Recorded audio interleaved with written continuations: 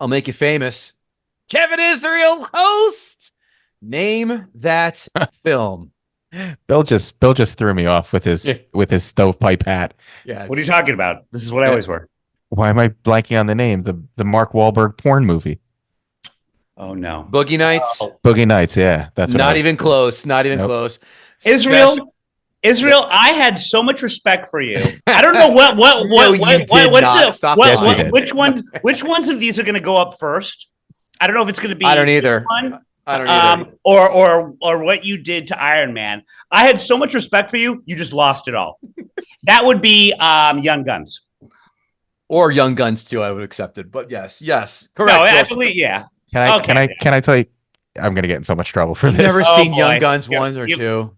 Oh my god. They hold up, man. They're good. I rewatched both recently. 1 is not good but enjoyable. 2 is also not good but enjoyable. They're fine. I love them. I would say I love them. I don't know why I never watched them because I do like westerns and all those guys were of the moment. I never saw it. I think that's why you didn't want to watch it because they were all of the moment, and that might have been a problem because they got all the hot young actors.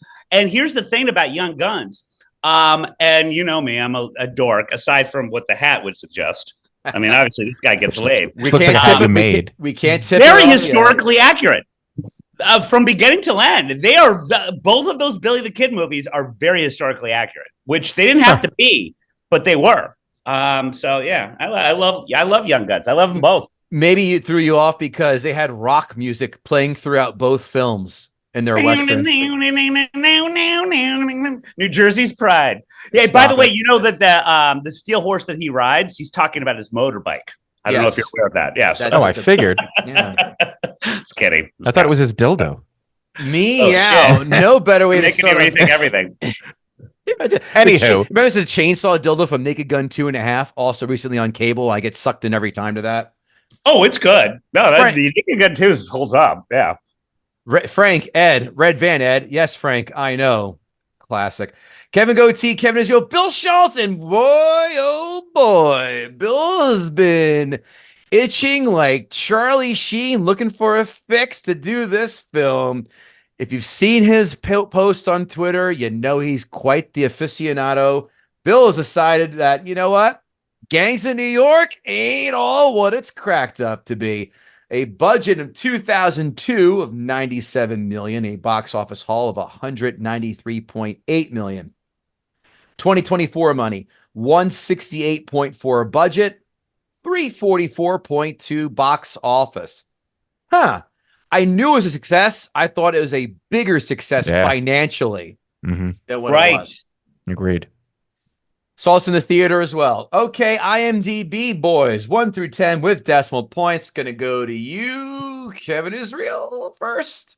Oh, this has to have 9.5. Bill Schulz. Oh God, I'd say 7.5. 7.5 is right on the money. Wow, really? I swear to God, I didn't look it up. I look like I'm cheating. I never look it up. But I just know it's got mixed. Yeah. Watergate Part 2 continues. I'm not a crook. Bill Schulz, critics, Rotten Tomatoes, 1 through 100. What do you have? God. 80. Kevin Israel. 85. 73. Wow. I mean, still a good score. It's like it's 48. Yeah.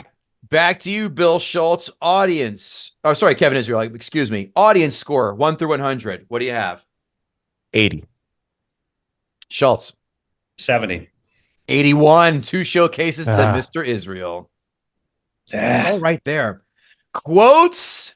Don't worry, Schulz. I'm going to leave you your favorite one. No, do whatever. I've got the movie memorized. No, because he off quotes us on Twitter and posts his memes. I have 2. Everybody owes, everybody pays. That was mine. Great one. Yeah. That was mine.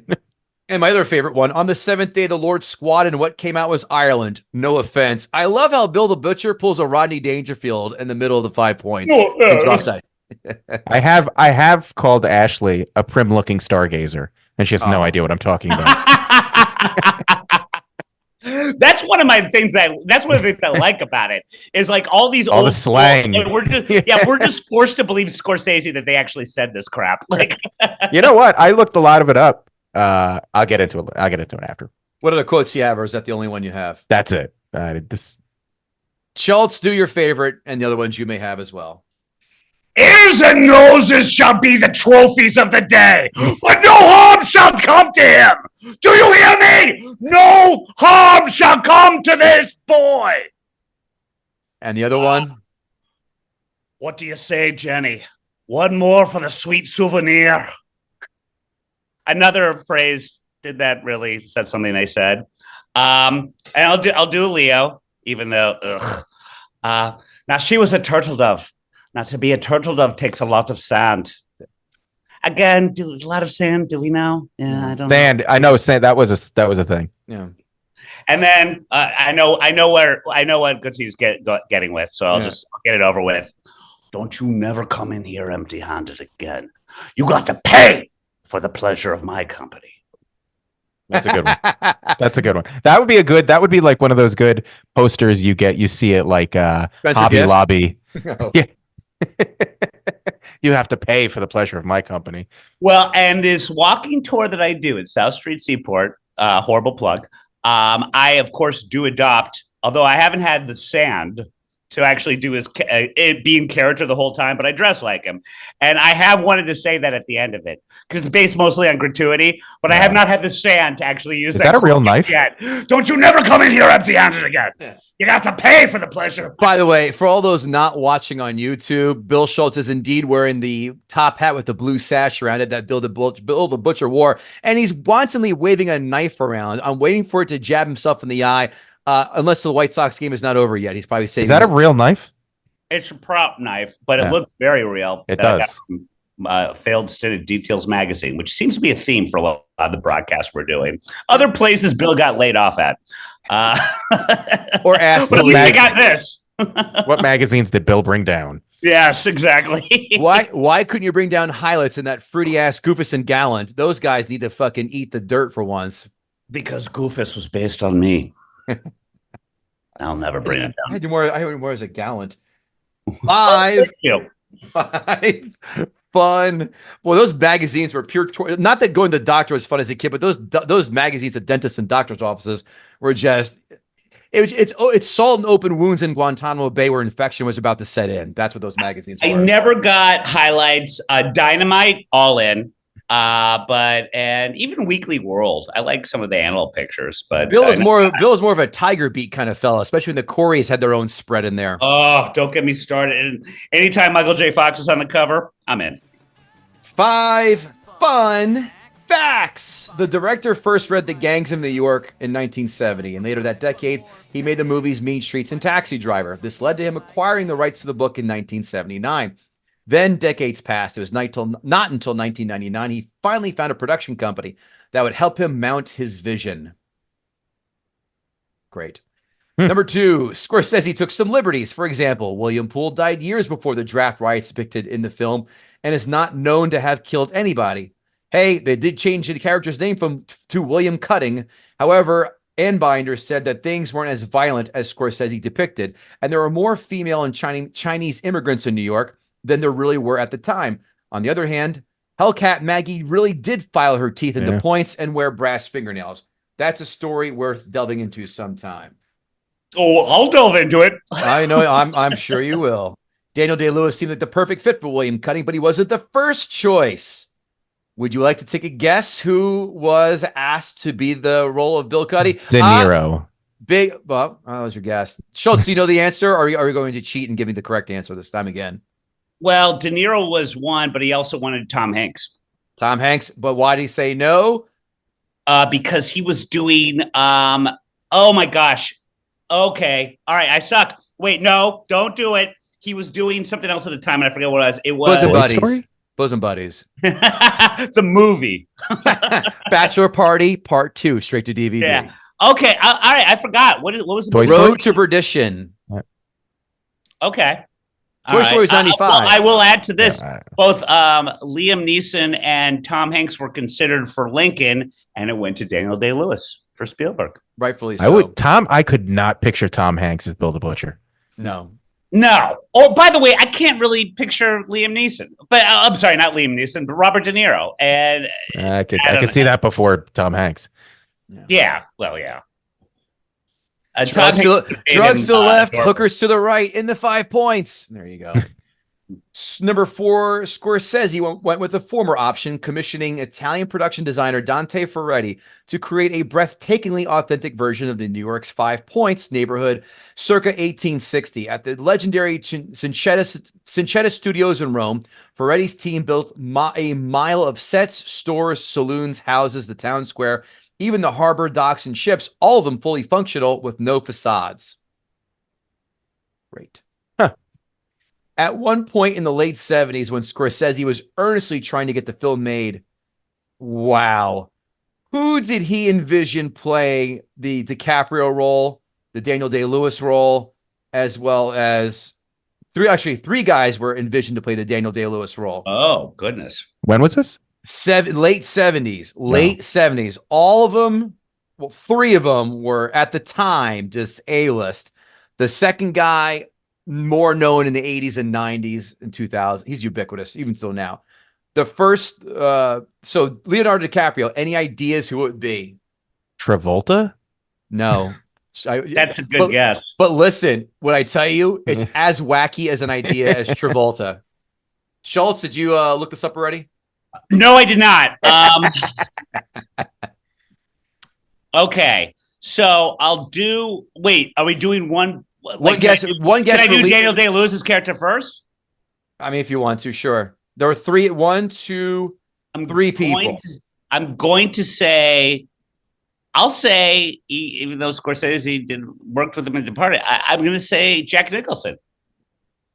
Yeah. So for DiCaprio's role, he envisioned. Sit the fuck down. Ready? Dan Aykroyd. Never would have gotten that. I'm not upset about that. Ray Stantz as I would have loved to see that movie. Yeah. And wait, so then Belushi as Bill the Butcher? What the hell? Yes. Like, that's one of the 3. Belushi is. No, shut the fuck up. Was it going to be a comedy? No, I guess not. Belushi is Daniel Day-Lewis. Hey, what's this lying around shit for? Apparently, not only I'm was America discovered in the streets, so was blues. And I'm cholera, I'm cholera, and I'm typhoid. I have typhoid fever and scarlet fever. So Belushi, Willem Dafoe, and Bob De Niro. Okay. I would like to see Dafoe as Bill the Butcher. Yeah, that could have worked. There's only one Bill the Butcher. And his original conception in the early 70s, want to take a guess who Scorsese wanted? Megastar in the early 70s, still around today, but at the time, big. No idea. Warren Beatty. Malcolm McDowell. I could see that. Okay. After that kind of fizzled out, let's go right to Ask. I just don't like casting is everything, and Scorsese clearly has a bad problem with this. Sorry, go ahead.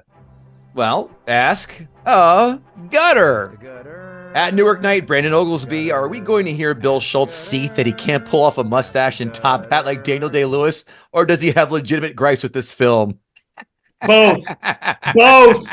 2 things can be true at the same time. Brandon, watch the YouTube version of this so you can enjoy Bill sporting his top hat. Number 2, at Lord Snurts. Oh, no Lord Snurts scores. Damn it. For Bill, who would win in a fight between the Warriors and the Anglo-Protestant Confederation of American Natives? Oh, my God. Is that even a question? The Bowery Boys would destroy the Warriors in 5 seconds flat.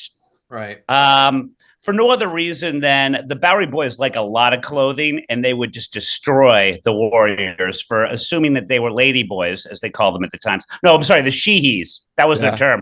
They would assume they were sheehees for how much skin they were showing. And even in the late 70s, the Warriors looked gay. Very gay. Very gay. By the way, Kevin Israel Snorts sucked this question in about an hour ago. He wants to know why Tony Stark does not make armor for all of the Avengers. for your Iron Man question. He kind of did in Spider-Man. no, not Endgame. The other one, Infinity War. Infinity War. For the time Hulk travel Buster? suits. Oh, Well, yeah, the, yeah, the yeah. time Oh, the yeah. time travel suits were all iron. But I mean, that's always the question. Like, why didn't he just make Iron Man suits for everybody? And Was it like because he saw in Iron Man 2 that with great power comes great responsibility, and if everyone has his technology, he can't control it, and bad things Sure. might happen? Yeah, Sure. that's always what I thought the excuse was. Yeah. All right. Let's curtail this. All right, I just got to ask one question. Schultz has got to come in with diarrhea of the mouth. Let's go to I lost my spot. Oh, at Taco Shirt Krillin. Bill, why in God's name would you pick such a long movie to have to watch again? Crying laughter emoji. I'm sorry about that. I mean, is that rhetorical? Or does he want me to answer? I don't think it's rhetorical. But listen, there have been longer films like Lawrence of Arabia we've had to sit through, and God, Kevin, you know what other ones we had to sit through. JL Call Then made us sit through 2 marathons. The Irishman, which is more recent Scorsese, is like an hour longer than Gangs of New York. So, I mean, No, it's like 3. It's 3 and change as well.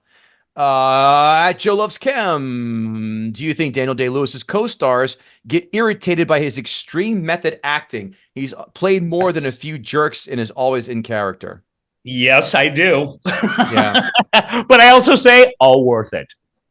And back with Azana, evaluate me, my nudes and profile. She's quite persistent, Azana. We didn't get it with the Iron Man episode. I want to validate these nudes. Come on. Let's go. Let's take a look here. Is this the one post? Oh, she doesn't even have nudes in her profile. You tease. What a falsifier. Okay, now that's too much cunny juice in her mouth. Properly. no, that was such a great line. I should have wrote that one down. The quotes. I could do it all day. Meow. Let's listen. No, listen to the end of podcast. Plugs time. Bill Schulz. What are you working on besides stage 5 melanoma? Thanks, buddy. It's very accurate to 1862 New York. I mean, they did not have SPF. Second of all, you can still find Joanne and I. We were the product of downsizing the compound media, don't you know? But we still do a weekly video podcast where she still looks just as adorable and talks about all kinds of sexy things and like rolls her eyes at me on YouTube. Morning, Bill and Joe, easy to find. As I mentioned, I am trying to do a historical walking tour that has Gangs of New York themes, particularly when one of our stops is Dead Rabbit, a very famous bar in South Street Seaport. It's worth the price of admission. Our pseudo quote, I don't think it's going to be the name of the tour, is Live or Let Die. So that's a good one. That's going to be our mantra. But yes, I'm available for all corporate events. And to quote Ghostbuster Peter Venkman, no job is too big, no fee is too big. Thank you, Kev. Guys, listen, if you can't enjoy Bill getting cirrhosis in real time, then you just haven't lived life. Thank you. And also, I'm not going to live my life much longer. So take it while you can. Don't make this your suicide note. Let's have a fun time. and end it on October 1st, the day of the final day of the Major League season for the White Sox. Streak continues. I thought you said you don't want me to kill myself. Kevin Israel, let's hear it. KevinIsrael.com for comedy dates, which are sporadic through the summer, but filling up for the fall. And as always, The Struggle is Real. My comedy album is available to help me pay my ever-growing bills with my ever-growing family. Oh. Don't forget to check out Corporate America Horseshit on Corporate USA Guy on YouTube, Twitter, and Instagram. Actually, just follow me on YouTube. Everybody else is private because I'm looking for a new job myself. So at Corporate USA Guy on YouTube for all satirical making funs of corporate America. That is going to close out the plugs. I can't wait to hear Bill in his top hat explain in 19th century New York modern English for that time with a mouthful of cunny juice why Gangs in New York is not good. Cunny juice sold separately. And let's time for Bill to gut the the sacred. cow. 3 By the months way, off, you haven't missed a beat. Your first mistake is that this is a top hat, stovepipe hat, common for about 4 years, much like cod pieces in the 13th century. Didn't last that long, but it's all about bragging about how big your dick is. It's in my first thing, my notes. God damn. Oh yeah, no, well, it's a historical fact, and no one had a bigger D. Sorry, I'm trying to censor myself. I got to stop swearing. Than, of course, Bill the Butcher.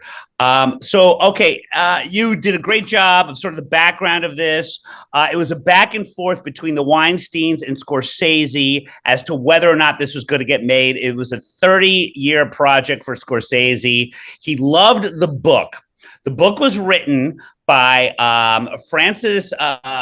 Herbert Asbury, and he wrote it in the 20s. And here's the thing. I don't normally subscribe to, the book's always better than the movie. Yeah, in this case, it totally is, because the book's an anthology. It is not a historical fiction.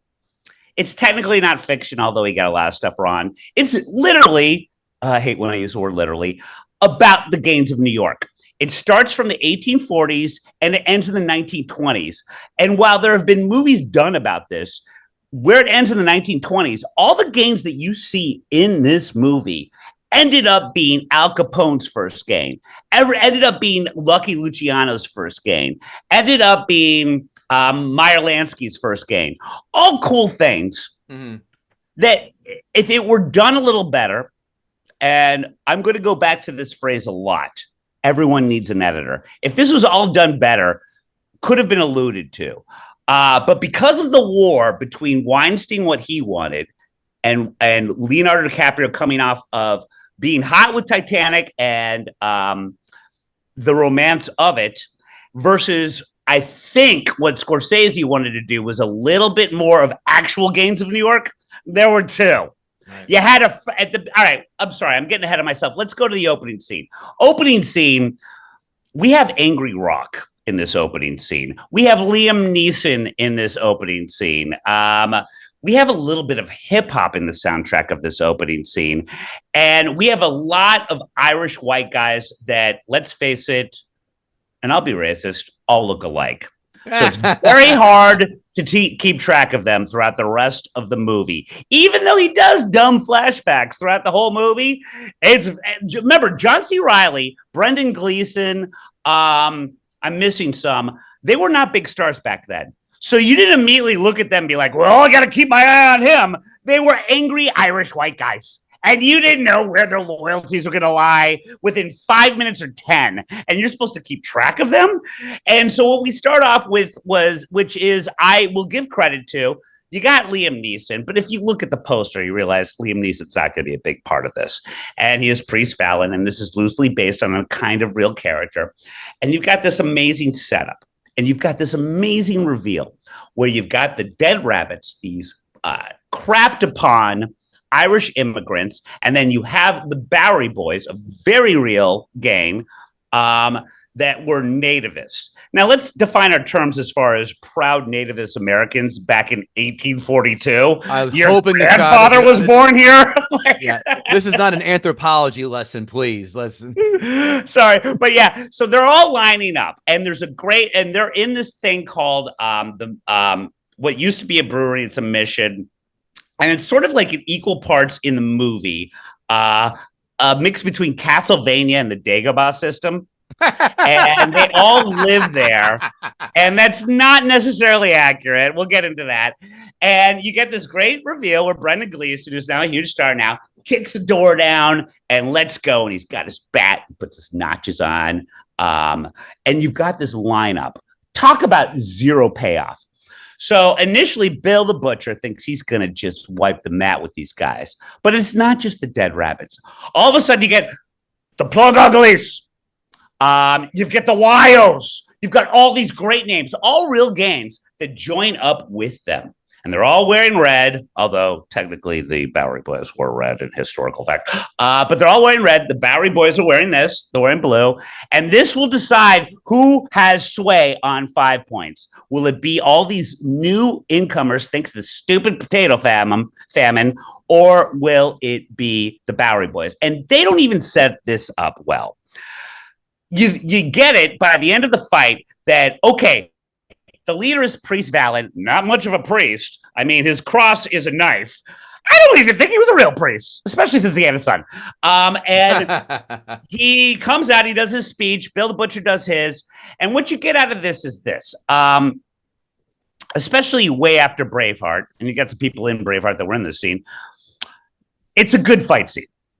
It's not a bad fight scene. You see some stuff you've never seen before. Many people in the audience were confused by a character that we've already referenced, Hellcat Maggie. They're like, what is this Matrix stuff with this video game girl with Freddy Krueger nails, shaved down teeth, and she's ripping people's ears off? Loosely based on a real character. And the bar that she used to work at is still in South Street, called Bridge Cafe. It hasn't opened yet. But she would take ears off the Bowery Boys or anyone else that she fought with. And if you didn't have money, she had formaldehyde, and you could put the ear in this giant jar in the Bridge Cafe full of other ears of people she hated, namely nativists, and you would get a free drink. So you have all of this that is not explained. The audience doesn't know any of this. It is not, you don't know about these other games that are never make an appearance again. And you have what is a pretty good battle scene. It is not too shabby. You get Liam Neeson for what, 4 days? You see him do this for a little bit. And then Bill the Butcher quietly gets him, and he's like, oh, now the fight's over. I doubt it was that organized. Just because you got the leader of their game, I think they're still going to go. But that was the deal.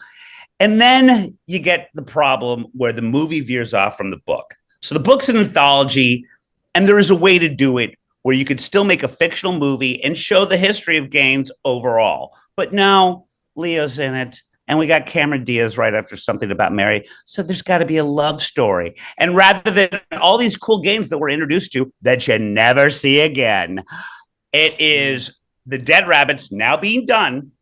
They are no longer existing because they lost this battle thanks to Priest going down. And you've got what is the most cliche hero, maybe action kind of trope ever, boys? Avenging a dead dad. It is already reduced to that. And then you have, Leonardo DiCaprio, so many years later, 1862, coming back. And of the many, I will mention these things because this movie, when it first came out, was applauded for being historically accurate. Could not be less historically accurate. The costumes, what they did with the 5 points, which is essentially right between Chinatown and Wall Street, beautiful, wonderfully accurate. Everything else, screw you. And one of them being that just is offensive to the ears. Yes, Leonardo DiCaprio did go to a boys' home for a while. You don't have an Irish accent, dude. And also your Irish accent is terrible. And it takes you out of the movie. And he comes in with his grand plan that he is going to avenge his father. And he has 1,000 opportunities to do just that. But in his way of thinking, what I'm going to do is really gain his trust and saved his life several times before finally going in a crowded area with all of Bill the Butcher's supporters, try to kill him with my dad's knife that I buried at the beginning. I wonder if that's going to come back into play. And do it, fail it, and then get scarred. As Bill the Butcher says, you will be a freak on the streets for the rest of your life. Bad move on you, Bill the Butcher, for just, not killing him. That was his plan. And by the way, DiCaprio, despite his greasy hair, still looked gorgeous. So I don't know what that came yet. And throughout it, I think the main fight between Scorsese and Weinstein was, I want the romance, I want this, and Scorsese's trying to do the history. And so you've got the turtle dove that is the most horribly cast person, save Leonardo DiCaprio in the movie. That would be Cameron Diaz. Let's examine the last name, Diaz, as the lovely off the boat Irish girl that is Jenny. And as we were talking in the Iron Man podcast, I will add Cameron Diaz as another unsettling redhead with Gwyneth Paltrow and Kirsten Dunst in Spider-Man. This goes nowhere. He follows her because she steals his Saint whatever necklace. We establish they like each other. We get the Cunny Juice line. That's great. All of this is just the audience looking at their watch and wondering what they've gotten into. Now, what do we have here? Do we have a hyperactive reckoning drama of avenging the father? Do we have a romance, or do we have what every Scorsese fan wanted, which was a hyper-violent, strewn throughout gangland warfare movie that's equal parts Western that absolutely never comes into fruition? And so what the audience has, while they are trying to hold their bladder throughout the entire time, is the saving grace, Mr. Daniel Day-Lewis. And to Kevin's point, and also I think Robert Downey Jr. referenced it when he stayed in character until the DVD commentary in Tropic Thunder, it is a fact that Daniel Day-Lewis spoke as Bill the Butcher, not just throughout the movie, and was in character after the movie. Well into the premiere, he was talking, this is a fact. And you get crapped on less so back then when there was no social media. He also texted Sally Field and called her Mary Todd. Mm-hmm. What an insufferable asshole. You say Lincoln. As Lincoln. And here's the thing. He would do that without it ever occurring to him. Lincoln didn't have a cell phone. Yeah. So Lincoln didn't have a regular phone either. I don't know where he was going with this. And where are you going with this, Bill? Come on. So the problems would be this movie doesn't know what it is. This movie doesn't know where it's going. And what it could have been was, and so many people, even to this day, are scared of just admitting all of it. Kill Cameron Diaz. I don't say literally. I don't want to get the letters. Kill off her character. I would say that Leonardo DiCaprio was horribly miscast. I think perhaps if you want that vengeance, maybe. But I like the idea of someone working under Daniel Day-Lewis, gaining his trust and killing him, although the way that it was done was horrible. And also figure out what you are. And Scorsese has a big problem with this. He is very much like the guy that worships him, Tarantino, where everyone needs an editor. And when you have a lot of people glad handling you and telling you, yeah, you do this, do that, the result is something like Gangs of New York. Gangs of New York, I have a love-hate relationship with, in the sense that Daniel Day-Lewis, I believe to be one of the best bad guys in movie history. When you can dress up like a dandy Willy Wonka freak show that he did and be as menacing as he was, and that was accurate, they dressed like that back then, you're doing something.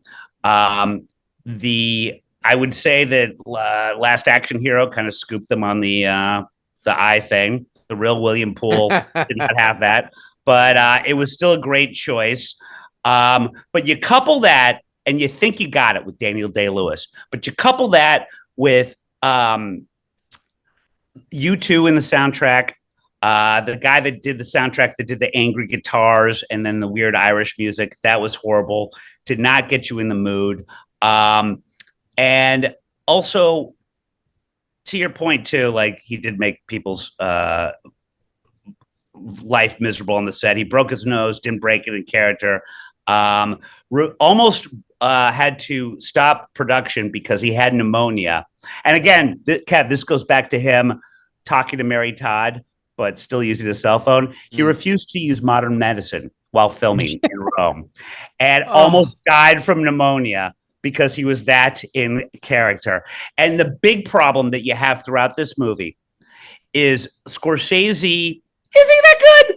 Literalness. Scorsese just wants to punch it in your face. You could go to The Departed. What is the final scene? The whole movie's about rats. What do we have? Rats going. And also, I feel bad for Scorsese because that was before CGI. And can you imagine how many takes it took to get that trained rat to do that? But Scorsese wanted to nail you with that. Taxi Driver. Wait for it. It's about a taxi driver. Mean Streets? Well, they weren't good streets. Scorsese is a slave to literalism, and nowhere is it more evident than in this movie. And you can go from any scene where they show you exactly what's about to happen before it happens, whether it be what's his name in E.T., who like basically screws Leonardo DiCaprio over and he gets screwed. Elliot. Crucified. John C. Reilly has then done the same thing. All of this is telegraphed, but the worst part is Bill the Butcher, who is the only good part. The real guy's name was William Poole, and he was indeed known as Bill the Butcher. And in fact, his last dying words when he was killed by someone in his gang was, "I die a true American." And he says that in the movie. What does Scorsese do? Dude, he's already a butcher. His last name is Cutting. We get it. You don't need to add the cutting part. Bill the Butcher Cutting. Scorsese jams down stuff into our face that we don't need. He devotes stuff that we don't need plot-wise. And as a result, everyone leaves being like, meh. And finally, I will also add, you start with an okay fight scene. The biggest cock tease and just the worst payoff ever was the final scene. You are waiting for it. Okay, we have gone through 3 hours of this. DiCaprio has done this stupidly. DiCaprio has done this and screwed this up every which way but loose. But he's gained the respect, and he's got back the dead rabbits that were supposed to be extinct. The draft riots happened because he wanted to marry it with that movie. Everyone's just like, oh, draft riots. Catch you later.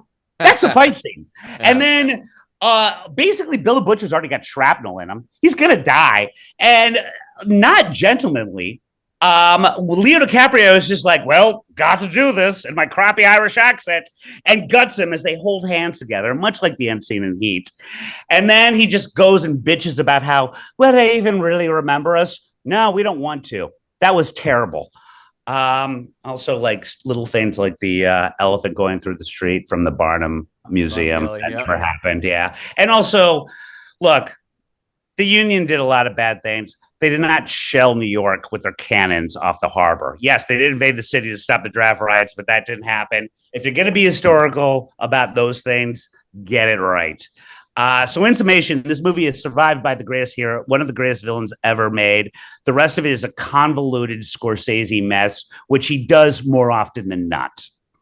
1 to 10. Because of Daniel Day-Lewis, I will give it a 7.5, but if it were not for that, barely a 6. Wow. Okay. Wow. I expected lower. Sounds like Kevin Israel expected the same. To the aforementioned Kevin Israel, what do you got to say about this Gangs of New York film? What could I say that Bill hasn't already said? Sorry. Nothing. I've done too many of these tours. I apologize. I categorize this movie in my my grouping of movies that I call, damn, everybody must have smelled. Yeah. Because you son of a bitch. You son of a bitch. I hate going last. I don't think we ever fully appreciate how lucky we are in the time in which we're living. Oh yes. Oh like yes. We'll cut home from the gym and we'll be like, oh man, I must stink. No, those people smelled. Those people, they didn't shower or bathe. There were no showers. They didn't bathe for weeks and weeks, and it was hot, and all they had to wear was wool, and they probably had lice, and they didn't shave anything. It was just a disgusting time. And half of the movie I just kept thinking, and like especially when they have sex, I'm like, it must have stunk, but they both stunk, so they probably didn't even notice. Anyway, that has nothing that has nothing to do with the movie, but it's just what I think of when I see these types of movies. So there's no way he had cunny juice in his mouth because she had so much pubic hair on her that there's no way he got to it. Because he wasn't going like this. What? Yeah, it's like licking steel wool for 30 minutes. Steel wool. It's like steel wool. So yeah. So anyhow, back to the. Can you imagine the Yeah. smell that knocked him on his ass if he did go down on her? Are you kidding me? That's the new That's the new Oh, chlorophyll. I thought about it all the time. Chloroform. Yes. Chloroform. That's a chlorophyll. Chloroform. I'm exactly like Israel. All I thought about were the scents. Oh, What were we talking about? So Iron Man.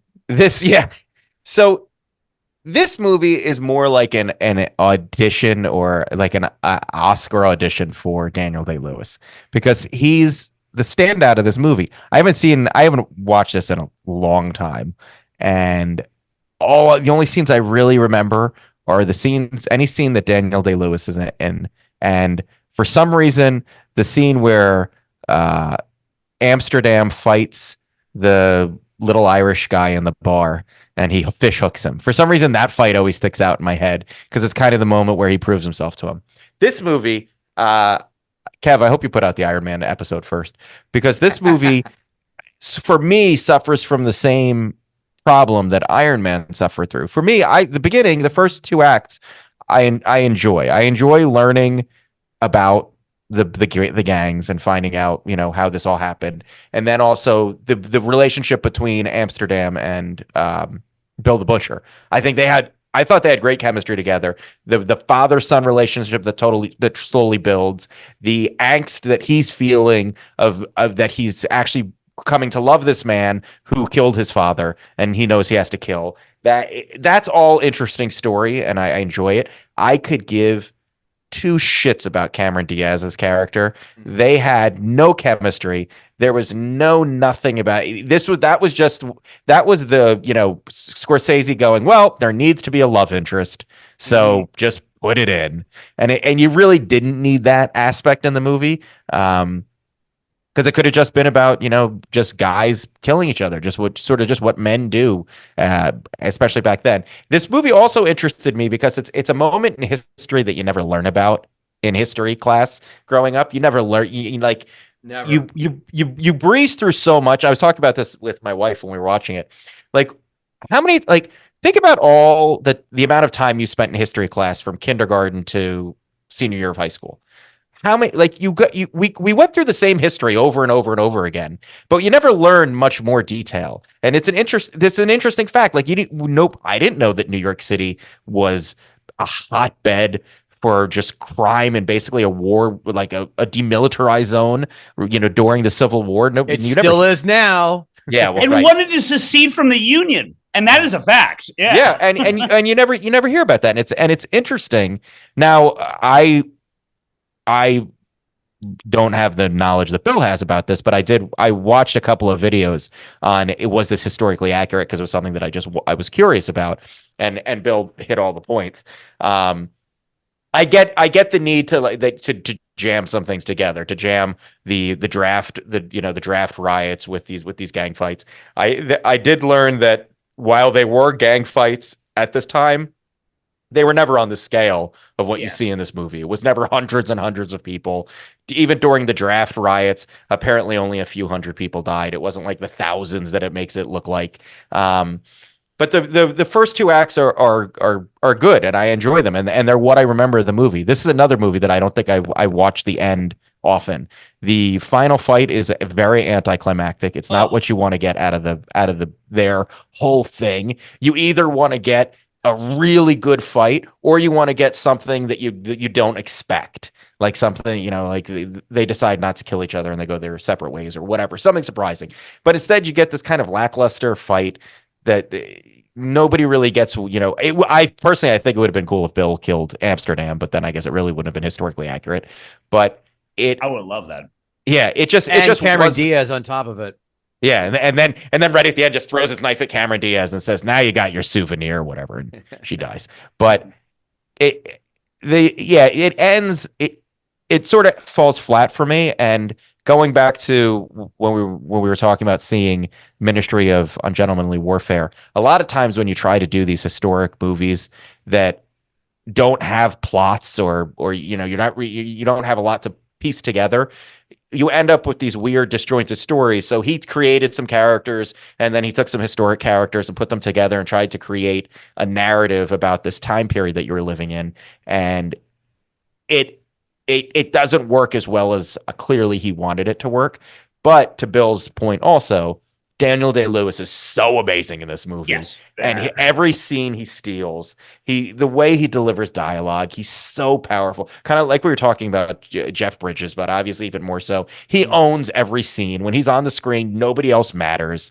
He does such a good job of making everybody seem feeble. And by the way, Daniel Day-Lewis isn't like a big imposing guy. He's a thin, kind of a scrawny guy, but you buy into the fact that he's a physically imposing, impressive person in this movie just because of how big he acts, and it really shows the power somebody can bring to a part while not having the physicality that might have to go along with it. But beyond that, I really don't care about this movie. Yeah. Like it's just not one of those movies. Like it wasn't one of Leo's greatest performances, clearly. No. And it wasn't. It taught me a little, and it made me curious about a time that I didn't know about. But I also it's not a movie that I'm ever like, oh, I got to go back and watch that movie. This doesn't pass the remote test in any shape or form. And it really feels like they were like, all right, Dan, you're gonna get an Oscar for this. Go do your thing.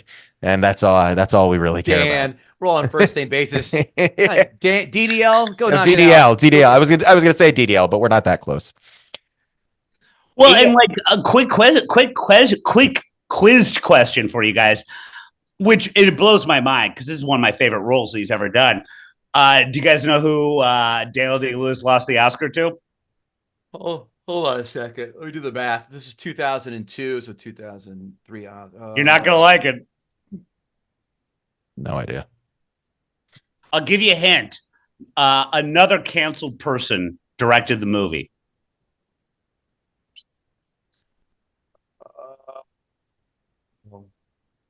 No idea.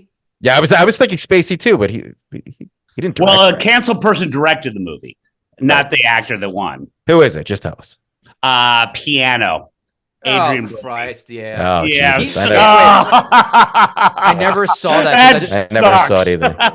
I never saw it because I just don't give a shit. Nor have is I. Is he canceled? What is he? Oh, because of Weinstein. No, Roman Polanski directed it. He was the canceled. Oh, he did? Oh, wow. Yeah, I didn't know I had no idea he did that. Oh, yeah, me neither. Yeah, so look, in my disjointed summation, to Bill's point, while not nearly as passionate, or dorky, the movie it is a mess. You almost forget about how messy it is, again, just because of Daniel Day-Lewis, how good his part is.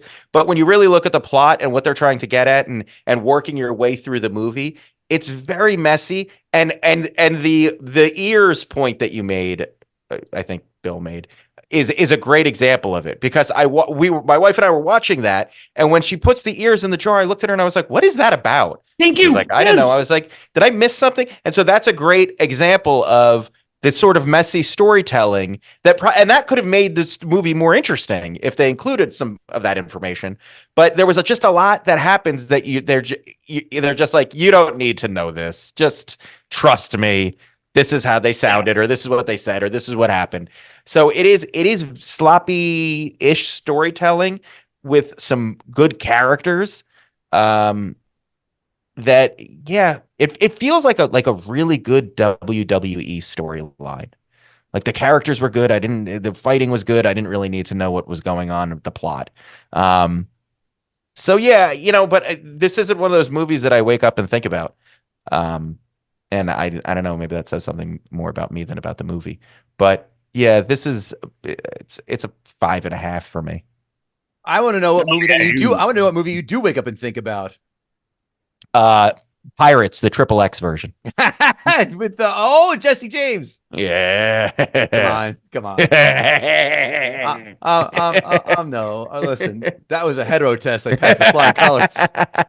Notice how Bill Schulz was quiet as a church mouse. Yeah. Hey, you want your driver? These notes brought to you by Gutting the Sacred Cow and all your favorite socials. Even Blue. Are we on Blue Sky? I think we are. Who cares? No one goes on that anyway. Instagram, GTSC Podcast on Twitter, all that good stuff. Follow us on YouTube. That all helps. Notes. Let's start this off with a question. What's the worst accent you've heard in a film? I'm going to give you 4 choices. Cameron Diaz in this film, Don Cheadle in Ocean's 11's films, or I knew that was your point for the other one. I know. Or, and I rewatched this recently. This is why I say this. Keanu Reeves in Dracula. Oh, That's up there. You're missing one. Well, Leo's Irish. Kevin Costner in Prince of Thieves. He just bails on it though. Yeah. But Carrie there's Fisher in some Star things Wars. retry. And Carrie Fisher in Star Wars, but I gotta go Don Cheadle. Don Cheadle's accent's so bad. I tell you what, rewatch Dracula and then text me and go, Jesus Christ, this is a dog fight for sure. Well, like Keanu goes between I'm gonna try a British accent to I'm just gay. I'm just gonna be gay. Right. And that was sort of his choice. That was the road that he traveled. Yeah. Good choice. Bill, this one's for you. Based on looks alone, Liam Neeson could play a fantastic Quint if they ever try to remake Jaws. Yes. That's a great point. Okay, yes. But I also was very happy to see The Shark is Broken on Broadway. I did it for free. Was it good? It was amazing. I really it's one of the wanted to best see things it. I've ever seen. I really but wanted you know to who see it. played? Do you know who played Quint? His son. Is his son, and his son should play Quint because he looks exactly like Robert Shaw. Is that still on? Is that still running? That's a good question. I will send. Yeah, I really want to see it. It's unbelievable. Everyone looks. It sounds like the actors. Yeah, it's great. Herbie Robinson from Cleveland, Bosun's mate. A nearly 3-hour movie about Irish people fighting for their lives. I'm okay with Irish limericks, but I am not okay with bagpipe music. I love when people lie to themselves and say they love hearing bagpipes on St. Patrick's Day. Bullshit. Pull your phones out and show me all the bagpipe songs you have in your phones. Liars.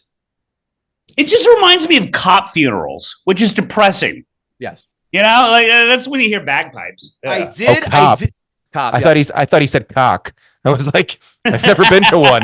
Oh no, Israel! I had a funeral for my cock a long time ago. I thought that they caught when gentlemen insert themselves into Bill's. No, Bill, let's be honest. Your cock's never been in a box.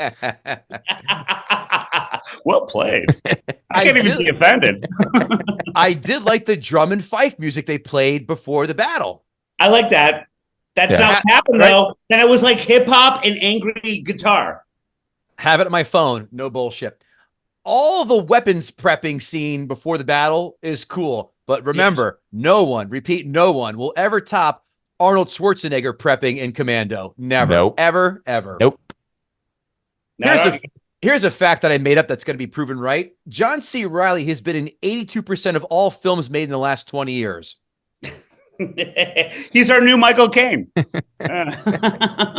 Priest Valen was a role meant for Liam Neeson, but Liam Neeson was sure as shit not meant to play Frank Drebin in the upcoming Naked Gun reboot. Fuck off. Yeah, that's terrible. The guy getting fish hook was a nice touch. That's almost halfway to the guy getting sawed in half, starting with his asshole in the movie Bone Tomahawk. Have you seen that film? That is a real turn your head because that just hits the cockles. I'm turning into my mom where I'm getting to the point where I'm like, I only want to see nice things. That's a direct quote from 100%. Deborah Schultz. So I don't know if I can handle that. I'm with Are you ready for me to sway you to go see it? Kurt Russell's in it. All right, I'm in. See? I'm in. Yeah. Kurt Russell. Everyone knows Kurt Russell. Yeah, I'm in. What a shitty dad making his son watch him as he died. Yeah. That's a bad dad, but he's not near as bad as a dad from Iron Claw. Yeah, seriously. I still haven't seen that one. That dad, so good. That dad killed 4 out of his 5 sons. That is beyond Ted That's a Williams. wrestling movie, right? Yes, it is. Yeah. You think if you only want to see nice movies, that's not. Yeah, I'm out. I'm out. Wait, Bill. I'm not going to spoil this. It's about 4 wrestling sons, and 3 of them die. But in the film, they omitted that another one died in real life. So 4 out of the 5 sons died. And they omitted it because they had it in the original script, and the director said, "This is too depressing. We need to take one out." Yeah. So this is basically Saving Private Ryan, but with the WWE. Like, Actually, it's all more the brothers die. It's more depressing. It's more depressing. Oh my God. Yeah, no, now watch him. Now watch him. Do you think the kid who played young Amsterdam was asked by DiCaprio if he had a younger sister who was single? Come on. No one's going to make a young Leo dating Chick Shook. I am. Fuck you guys. That hit Schulz right. This one's going to hit him too. Only 3 N-words from the Brits in the first 15 minutes, which is also the same number of N-words in 15 seconds of a Manchester United home game. True. Yeah. No, that's accurate. Yeah. Kevin Israel, but also they throw bananas out into the field as well. Yeah. They do. Kevin Israel. Yeah, no, we're not a good. We're bad. Humans are humans are horrible. Yeah. I can smell these people from the 5 points. Pretty much smells like the entire tailgating crew at Talladega Raceway. That's what I envision this as. The Bowery Boys, the Pug Uglies, the Broadway Twisties. Sounds like they want to remake the Warriors as an all-gay version. Oh, no. The Warriors were the gay version. I think these guys were more badass. Warriors. That movie stunk, and we did it so bad. So bad. Firefighters fighting with each other. It looks like any bar in Bay Ridge, Brooklyn. Yeah. Or Staten Island. Yep. Minute 24 and ups. Here we go. Tortured by Irish folk music. I hate the Dropkick Murphys and I hate the Pogues with a fire of 1,000 suns. I'm out. Not a fan. Dropkick Murphys, fine. Pogues, don't do that to me. Nope. One of my favorite bands is Pennywise, and they are touring now. They just announced this 2 days ago. Pennywise with Dropkick Murphys, and my friends and I go, nope, we'll wait for them to do their own tour. Thank you. Wow. If there's anything gross, why? Because I want to see a bunch of assholes dressed around in newsboy hats and pretend they like the Boston Red Sox? Fuck right out of here. If there's anything grosser that's not bodily fluid related than drinking from the hose connected to the barrel where they dump in everyone's leftover booze, please let me know. And yes, that happened because I read the Gangs of New York book, and it was drier than the Love Diary of Bill Schulz. That's how boring that book was. Wow. Why? It's the hat, right? That's why I'm not getting laid. It's everything coming out of your mouth. No, I'm kidding. I love you. Leo and the bald guy's boxing stances. Yes. Look as awkward as Bill Schulz trying to dance the lambada.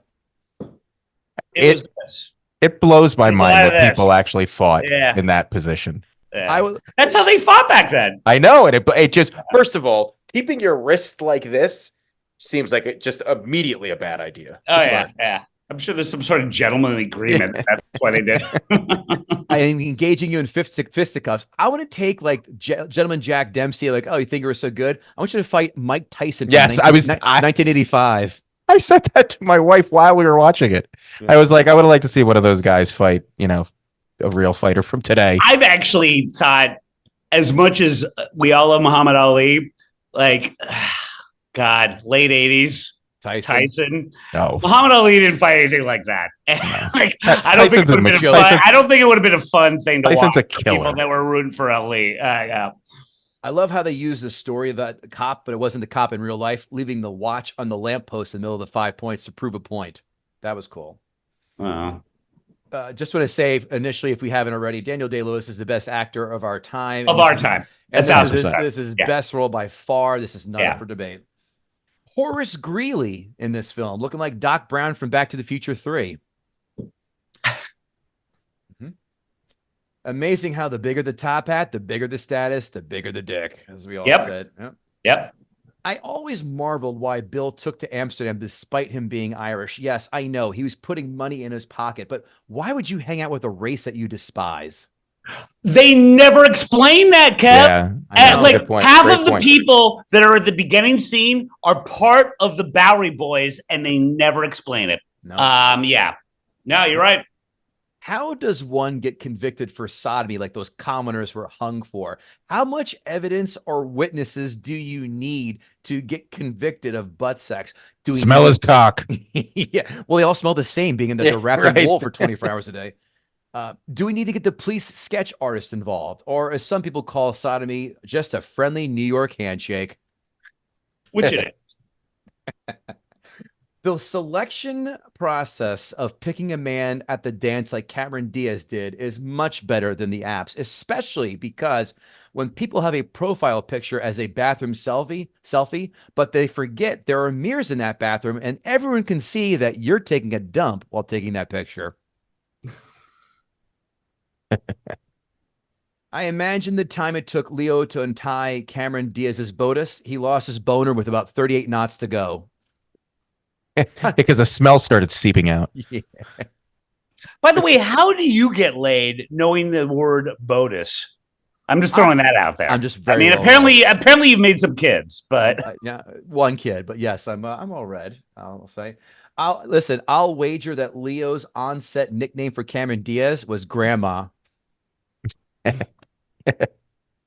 laughing at my own joke. Fuck it, it's funny. No, it's funny because it's true.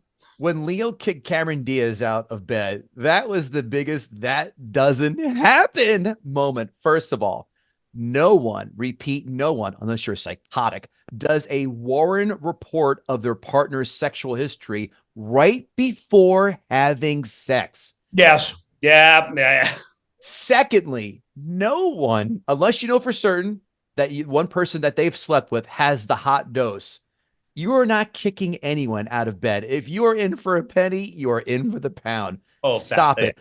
Unless you kick them out, unless someone farts in your face while you're doing oral, then you can punt them right the fuck out of there. No, I'm a beggar, not a chooser. I'll keep going. Here's another observation. I would love to be the guy selling produce outside of a theater. You would make an absolute killing being that produce guy. Because there's winging tomatoes and heads of lettuce wantonly at these plays. Yuck. I get why we need to escort the story into Act 3, but I'm shocked you guys didn't address this. Why the hell wouldn't Amsterdam let Bill take the shot instead of save him? Why? Well, I kind of did say that, like, he does this all the time, and he makes it very difficult on himself. Where, now. My question. So, look, I'll even give a couple outs. If you're going to tell me that he wanted the satisfaction for himself, I get it. But I would take the easy way out if I were him. I'd stand over him, piss in his mouth, and then gouge out his eye, stab him in the dick, and then open up his carotid. But I would first let that guy take the shot and go, oh, okay. Kind of Neo's, bullet dodge out of the way for that one. Fuck that. Seen too many Games of Thrones episodes. I've never watched one episode of Games of Thrones. There's a gouge, Yeah. Leo and Cameron, thank you. Leo and Cameron Diaz are that Italian couple who beat the shit out of each other, curse each other out, and then have sex all during Sunday dinner at their family houses. Not all right, good. How about this? Kind of creepy. Having Bill watch Amsterdam sleep. Right? Yes, very creepy. Unbelievably creepy. Yes. And then I'll rephrase. By the way, I'll say this: that he also had a American flag draped over him while he decided to watch him sleep, covering his wound. If I ever woke up and somebody who wasn't originally there was just sitting by my bed staring at me, I'd scream like a little girl. The fact that he just looks and is like, "Oh, you're there." Yeah. It would be even more creepy if he had the American flag draped around his shoulders, and then while watching Cameron Diaz and Leo bang, and then cheer them on with that American flag, kind of like Apollo Creed cheering on Rocky. But I assume the speech that comes from that hurt your guy's brain as much as it did me. You remember the preface? Yeah. I'm 47 years old. Yes. Want to know why I've stayed alive this long? I'm like, oh, God, I'm older than Bill the Butcher. I'm 47. So is Israel. I go, we look way better. That cut like a knife from Bill the Butcher. That hurt. That's because Bill the Butcher doesn't have melanoma. Anywho. Guys, really? Let me get this straight. That was him. Leo's buddy turns him in because some whore liked Leo better than him, that's like going to the strip club with your boys and one of the girls gives you a free lap dance. But when you're getting that lap dance, your buddy yells out, "How's your wife and kids?" Bad move for all you up and coming strippers out there. Yeah. I'll never do a cruise ship vacation because I don't want to be on a boat with people who think Red Lobster is fine dining. Hello, Joanne. I know that I was going to say, but I knew you would. But imagine being on a ship from New York, going down the states, around South America, past Argentina twice, and up to San Francisco. How long on that boat? Being on that boat, how long? That sounds as unappetizing as actually living in San Francisco. Long way for a joke that didn't pay off. I gotcha. $300 to buy my way out of the Army draft. Let me tell you, I would beg, borrow, murder, steal, and do anything close to 1863's version of OnlyFans to avoid war. 100%. Yes. I didn't jot down the minute mark, but we're dragging here, especially with the election of the Irish sheriff, Brendan Gleeson. If this was the spark for the final battle, we could have went a hell of a lot quicker route than this. Yes. I can't be the only one who winced when watching Bill cook that steak for 8 seconds on each side and then eats it. That would have me shitting faster than inhaling a Crave case of White Castle burgers, chicken tikka masala, and X-Lax. They had stronger stomachs back then, Kev. Come on. Absolutely. I do like them showing the mob riot story. I don't like them how they weaved it in with the final battle, but I like that. I like to hear that story again because we didn't learn about this stuff in school. A lot of N-words in this film, but not near as many as Bill Schulz's manifesto. That is for sure. That was between you and me on a private text. Is a rough copy. Again, I'm trying to get hired over here, brother. Jeez. Cameron Diaz says she's not coming back with Leo if he doesn't leave with her. But surprise, here she is. Why did she come back? Love. Because they always come back. Oh. Yes. The final battle was way too quick and way underwhelming. I mean, for a 3-hour buildup, that's what you do. You got to be shitting me. Again, I would have loved it more if Bill would have thrown a knife into Cameron Diaz and then said, "You're spilling your cunny juice."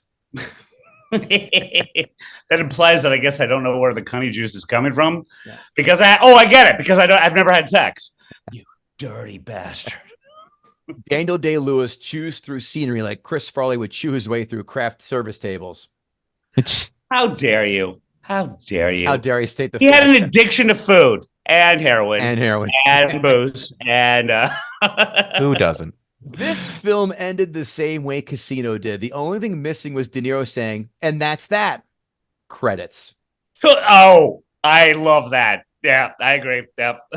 I saw this in the theater. I loved it. I own it. On a recent rewatch, this meandered way too goddamn much for my liking. You realize you want way more DDL and way less Cameron Diaz. Yes. I mean, totally. It's just like you're watching a master at his height of being a master, Daniel Day-Lewis, but the rest of it is just not awesome. Actually, kind of terrible. Speaking of, besides Something About Mary, The Mask, and maybe Charlie's Angels, and maybe Vanilla Sky, Cameron Diaz's film's pretty terrible. Yeah. It's fair. I don't think I'll be watching this again anytime soon. If I turn it on and it's a Bill the Butcher scene, I'm sticking with it. But I am bailing. This is too long. I have no problem with films being long as they flow. 30 to 45 minutes of this, whack it out. There are plenty of good scenes, but shit, this drags. Daniel Day-Lewis, by far and away the highlight. This is like if you took Michael Jordan in his prime and put him on today's Bulls. That is this film. I'm not arguing. 6 out of 10. And it is because Daniel Day-Lewis is easily accounting for 3.5 points of this.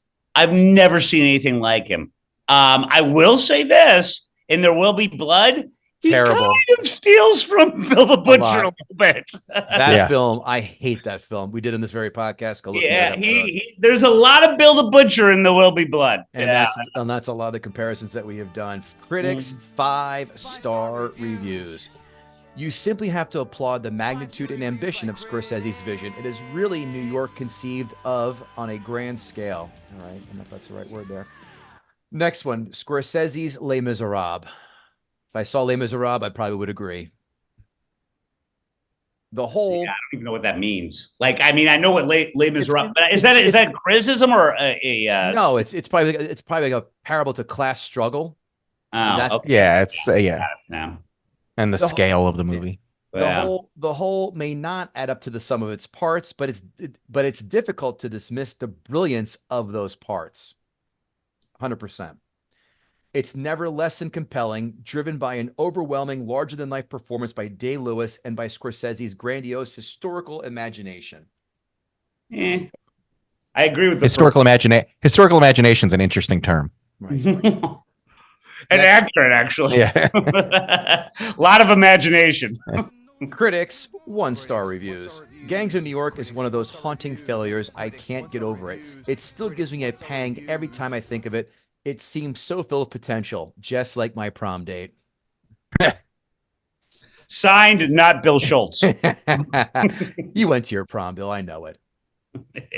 Gangs of but New I York. didn't get laid. Gangs of New York is a dreadful film, poorly constructed, unconvincing, and deeply misanthropic. Yeah. Gangs of New York is to Fernando Wood's Manhattan what Fellini's Satyricon, I don't know, I'm butchering that, is to Nero's Rome with a touch of Monty Python filth on the faces and clothes. This person is dying to show you their book collection at home. I know words. No kidding. You know what I like? You know what I dislike more than Gangs of New York? That guy. Yeah. Whoever wrote that, I hate him more. That guy sucks. I don't like the fights. I don't like the fight scenes in this film. It doesn't fit very well together. Well, neither do peanut butter and banana sandwiches, but plenty of you savages still do it. So there. Amazon, 5-star reviews. This is not a movie with a trite, boring plot.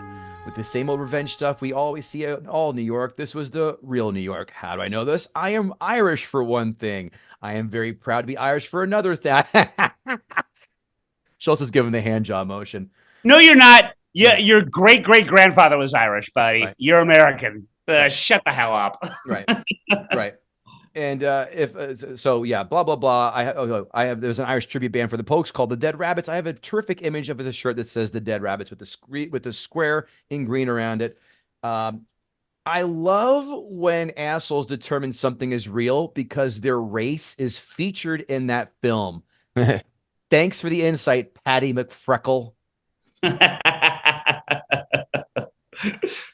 Why is Leo in movies that are only over 2 hours long? I ain't mad about it. Signed, Prince William. Weird. I have good hearing. I have good hearing, but too much whispering. No need for it. Spoil the movie. Signed, Marley Matlin. That makes sense. Wow, that's the best one. This one's pretty fun too. If anyone in America wants to understand why the politics is the way the politics is, fantastic grammar, and why the Democrats behave the way they behave, this movie is right here going to explain to you why the Democrats are so in favor of immigration, and they don't care about illegal immigration, and they don't care about social services and giving away EBT and food stamps and all this stuff, and the Republicans promote war. Good God, man, punctuation and syntax. You're going to learn a lot if you watch this movie. You may have to watch it 2 or 3 times to really get the message, but it is a great historical film. No, it's not. And his entire argument was stupid. Yeah. This guy's never voted in his life, by the way. Yeah, this is just another soapbox moment in Amazon land. Amazon 1-star reviews. If you like blood, gore, cussing, women depicted in disrespected ways, then this movie is for you. Oh, God. I call that Tuesday. Yeah, it is disgusting and senseless. Nothing to redeem it. DiCaprio should have picked a better script, and the Raiders should have given it a XXX. Signed, Kate Moss. Oh my! How's she doing? She's got a daughter who's pretty cute too. If you've seen that around. After all that heroin, this movie stunk. This is a good movie. Movie is a good example, of huge aspirations with the budget to back them, but no coherent plot. Who are the heroes in this movie? What was their goal? What about DiCaprio's lower abdomen puncture? I guess it miraculously healed in the catacombs. This movie was a wound. Yeah. That's a kill. That's a kill. Yeah, we learned that. Yeah. Right. This movie attempts to do so, but at first has to disregard the fact that it doesn't even show the gangs in a positive light. If you're going to root for the gangsters, you have to show why they're at least good guys, right? But no. No, you don't. It all shows DiCaprio, Lewis, and Diaz doing is robbing, stealing, killing, smoking opium, and fighting one another. How could you possibly care about these folks? Also, he miraculously healed from a knife wound to the lower abdomen, which in these days is almost guaranteed to provide you with a colostomy bag for the rest of your life. And at the end of the movie, he gets hamstrung on each leg by Lewis, but is somehow able to walk off without a limp. Wow, read more into it than I did. Yeah, way. Yeah. Sorry, my son watches these types of movies, so he must like them. I want to be with him, so I watch also. I love music, color, and happy endings. I like happy endings, but I've never paid for one at a Jack Shack. How about you boys? Ever pay for the happy ending? I don't like. I'm all for sad endings, and like as long as you know, getting to that horrible ending, that it is proven why that has to be a sad ending. I don't like.